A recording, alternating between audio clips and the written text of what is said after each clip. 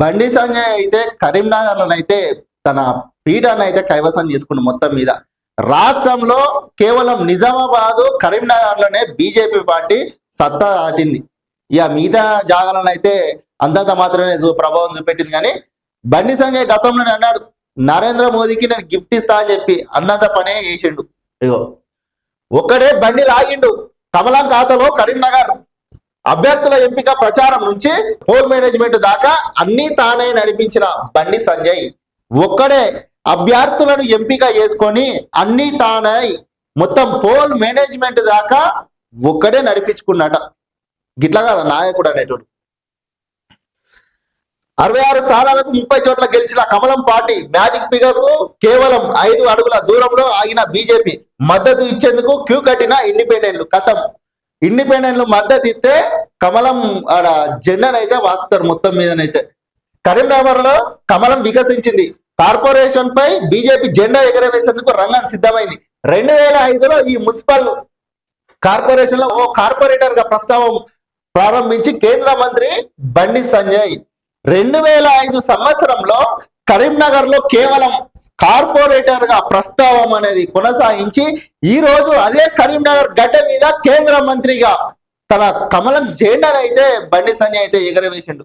అంటే తను తెలంగాణ రాష్ట్రంలో గతంలో కూడా చూసినాం మనం. బండి సంజయ్ ఉన్నప్పుడు ఎట్లా జరిగింది, బీజేపీ పార్టీ ఎంత బలోపేతం చెందింది. అదే మున్సిపల్ కార్పొరేషన్ లో ఇప్పుడు 30 మంది బీజేపీ అభ్యర్థులను ఒంటి చేతితో గెలిపించుకున్నారు. 30 మంది బీజేపీ అభ్యర్థులను ఎవ్వరు లేకుండా తానే అన్నాయి. మొత్తం అభ్యర్థులను ఏ అభ్యర్థులు నిలబెట్టాలి, ఎవరిని గెలిపించుకోవాలని చెప్పి మొత్తం అన్ని తానే తన భుజాల మీద వేసుకొని 30 మంది కార్పొరేటర్లను అయితే తను గెలిపించుకున్నాడు. 2005లో ఒక్కడితోని ప్రస్తావం మొదలుపెట్టి 2026 సంవత్సరంలో 30 మందితోని కరీంనగర్ లో కమలం జెండానైతే ఎగరవేసిండు.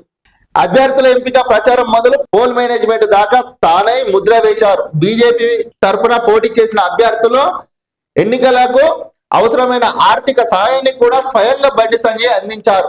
కొంతమంది అభ్యర్థులకు నామినేషన్ పత్రాలకు అవసరమైన డిపాజిట్ సొమ్మును కూడా పంపించడం విశేషం. అంటే కొంతమంది అభ్యర్థులకు నామినేషన్ వెయ్యనికి డబ్బులు కూడా లేవట. ఆ డబ్బులు లేకున్నా కానీ బండి సంజయ్ దగ్గర నుండి డబ్బులు ఇప్పించి మరి నామినేషన్లు డిపాజిట్ చేయించిందట.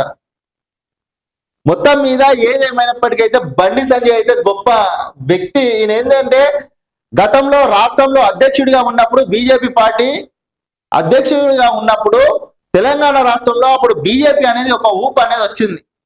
ఆయన అధ్యక్ష పదవి పోయిన తర్వాత మళ్ళా బీజేపీ పార్టీ అనేది మళ్ళా కింద పడిపోయింది.